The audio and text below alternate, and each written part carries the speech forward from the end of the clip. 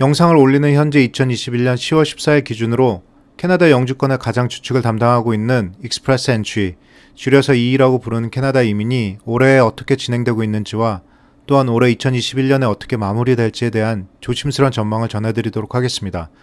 이 영상은 이민을 처음 접하시는 분들보다는 현재 이민 신청을 하고 계시거나 인비테이션을 받기 위해서 준비하고 계신 분들을 위한 영상입니다. 먼저 이민국의 익스프레스 엔트리에 대한 현재까지 통계와 데이터를 말씀드리도록 하겠습니다.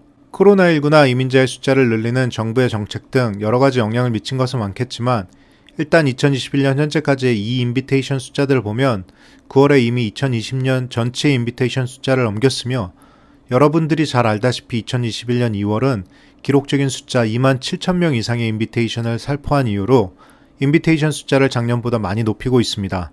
10월 기준으로 11만 명 이상의 CEC PNP로 EE-풀에 등록하신 분들이 영주권 신청을 할 수 있는 기회를 얻게 되었으며 7, 8, 9월 지난 3달간 2만 1,000명의 인비테이션이 발급되었습니다.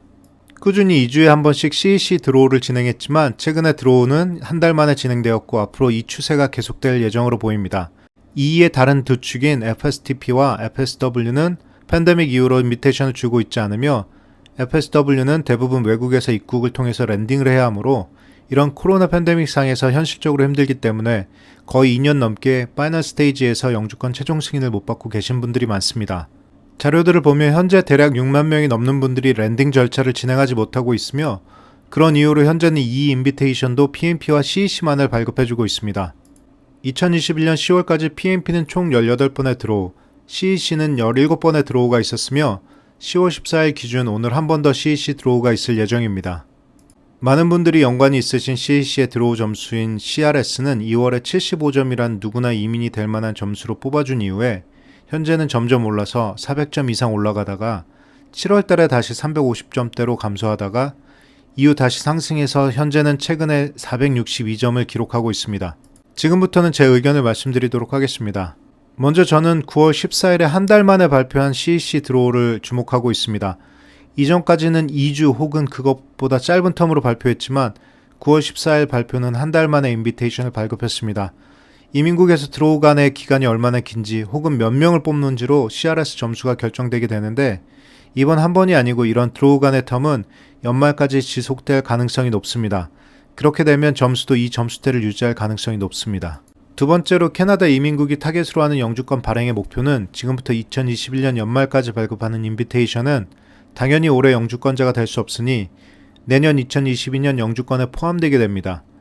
인비테이션을 줄이고 2021년 목표의 달성을 위해서 인비테이션의 발급의 속도를 조절하는 것으로 보입니다.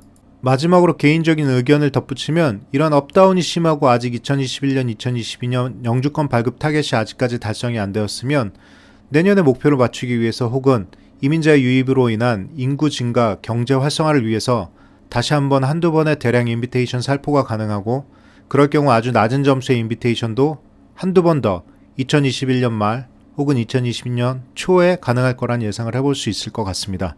또한 그동안 상황상 진행되지 못했던 FSW도 2022년 초에는 다시 재개될 예정이므로 자격이 되시는 분들은 영어 점수 등 필요한 자격 요건을 맞추셔서 하루라도 빨리 EE에 등록하시는 것이 중요합니다. 지금까지 캐나다 영주권에 대한 2021년 10월 시점에서의 데이터를 포함한 의견이었습니다. 궁금하신 부분이나 의견을 교환하실 분들은 아래 댓글을 통해서 참여해주세요. 고맙습니다.